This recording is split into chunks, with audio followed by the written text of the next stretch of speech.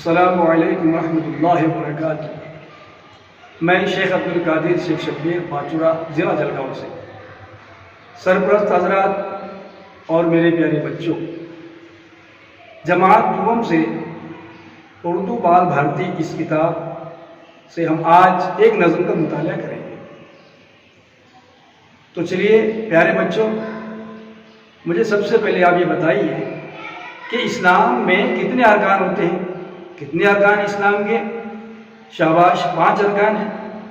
پہلا ہے کلمہ، دوسری نماز، تیسرا روزہ، چوتھی زکوٰۃ اور 5واں حج۔ تو ہم نے دوسرے نمبر پر کون سا رکن کہا؟ شاباش، نماز۔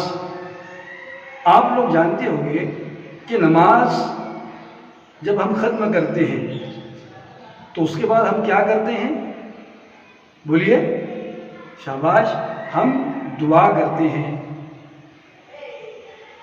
اب ہم یہ دیکھتے ہیں کہ یہ دعا کیا چیز ہے اور دعا کے معنی کیا ہے؟ کوئی بتا سکتا ہے آپ میں سے؟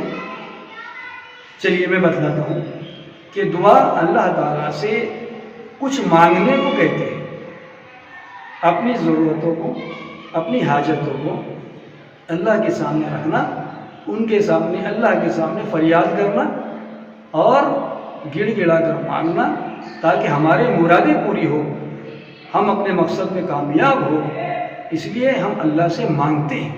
تو اس مانگنے کو ہم دعا کہتے ہیں۔ سمجھ میں آ گیا آپ کے؟ شاباش، بہت اچھا۔